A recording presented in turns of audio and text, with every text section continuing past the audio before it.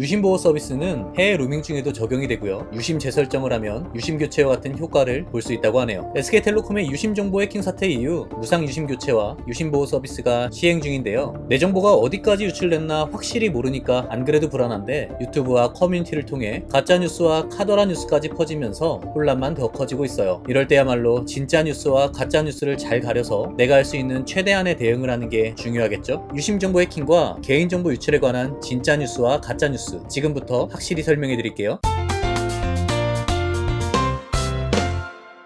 우선 유심은 스마트폰을 개통하기 위해 휴대폰에 꽂는 작은 칩이에요. 이 칩은 가입자를 식별할 수 있는 정보를 담고 있죠. 휴대폰을 통신사망에 연결하려면 세 가지의 정보가 필요한데요. 첫째, 가입자 아이디에 해당하는 IMSI, 다른 말로 가입자 식별번호라고 하고요. 둘째, 비밀번호에 해당하는 인증키값, 그리고 마지막으로 기기 고유번호라고 하는 IMEI. 이렇게 세 가지가 있어야 통신망에 접속을 할 수 있어요. 이 세 가지 정보 중에 이번 해킹 사건으로 유출된 정보는 가입자 식별번호랑 인증키값, 이 두 가지예요. 많은 사람들이 유심 정보가 해킹됐다고 했을 때 나는 유심의 공인인증서 저장해놨는데 그걸로 내 계좌 털어가는 거 아니냐.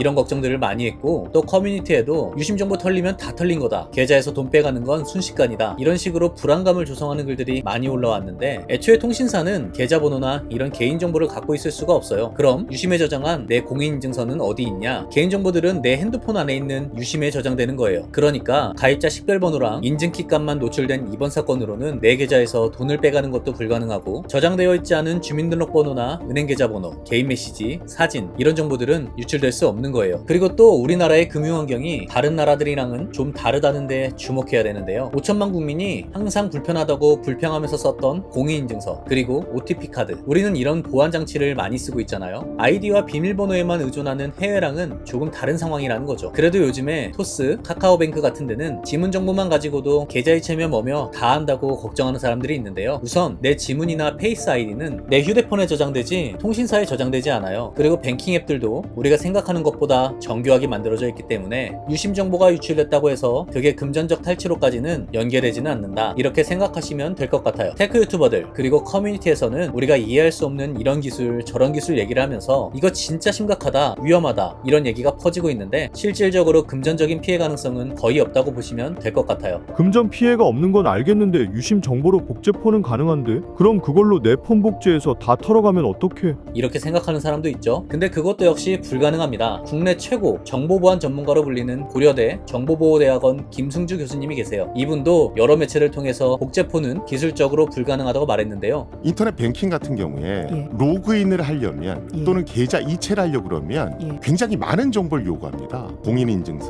공인인증서 비밀번호, OTP 카드, 뭐 이런 것들을 요구하죠. 단순히 문자 인증을 가로채서 비밀번호를 바꿨다 하더라도 그런 정보들이 없는 한 계좌 이체나 이런 걸 할 수가 없습니다. 그 근거로는 과학기술정보통신부의 중간조사 결과를 들 수 있어요. 조사 결과에는 단말기 고유 식별번호는 유출되지 않았다고 하는데요. 이 단말기 고유 식별번호가 금융범죄에 꼭 필요한 핵심 정보라는 거예요. 근데 이 번호는 해킹되지 않았다고 하니까 지금 상황에서는 유심보호 서비스로 피해 예방이 가능하다, 이렇게 생각하시면 될 것 같아요. 그리고 지금 SK텔레콤에서 FDS라고 하는 이상행위 탐지를 하고 있다고 얘기하고 있는데요. FDS는 불법 복제한 유심으로 통신망 인증을 시도할 때 그걸 실시간으로 모니터링해서 차단하는 시스템이거든요. 예를 들어서 내가 명동에서 전화를 사용했는데 5분 있다가 부산에서 전화를 사용한다? 이 5분이라는 시간 안에 서울에서 부산을 갈 수는 없잖아요. 상식적으로 이해할 수 없는 이상행위를 탐지하는 거예요. 처음에 유심보호 서비스 신청하라고 했을 때 사람들이 제일 많이 반박했던 게 핸드폰이 꺼져 있거나 비행기 모드일 때, 이럴 때 유심이 복제될 수 있다는 거였는데, FDS는 전원이 꺼져 있거나 비행기 모드일 때도 이상행위를 탐지할 수 있다고 하고, 또 이제 해외 로밍 중에도 유심보호 서비스를 신청할 수 있다고 하니까 일단 당장의 피해는 없을 거다, 이렇게 생각하시면 될 것 같아요. 근데 이때 더 조심해야 되는 건 복제폰이 아니라 불안한 마음을 노리는 스미싱 범죄예요. 신청한 유심이 도착했다면서 URL을 눌러서 본인 확인을 하라는 문자를 받는 사람도 있다고 하는데요. SK텔레콤에서 보내는 공식 문자는 발신자는 SKT 고객센터 114로 나오고 대리점 번호는 문자 안에 들어가 있는 형태예요. 특히 URL 인터넷 주소는 포함이 되지 않으니까요. 꼭 살펴보시고 속지 마세요. 유심보호 서비스 그리고 FDS도 안전하다고 하지만 심리적으로는 불안한 건 사실 사실이죠. 실물 유심을 교체해야 뭔가 속 시원하게 해결한 느낌이 들 것 같은데 이게 물량 조달이 안 되다 보니까 시간이 필요한 게 사실이에요. 그래서 실물 유심 교체를 기다리는 사람들한테 SK텔레콤이 대안으로 내놓은 게 유심 재설정이에요. 유심 재설정은 쉽게 말해 유심 포맷 같은 거라고 생각하시면 될 것 같은데요. 먼저 유심 포맷으로 사용자 식별번호랑 인증번호를 새로운 번호로 바꿔놓는 거예요. 근데 이것도 대리점에서 진행해야 하는 작업이라 대기가 필요하긴 해요. 그래도 실물 유심을 받기 전에 대안책으로 미리 해놓는 것도 방법이 될 것 같아요. 오늘 영상은 여기까지입니다. 도움이 되셨다면 구독, 좋아요 눌러주세요.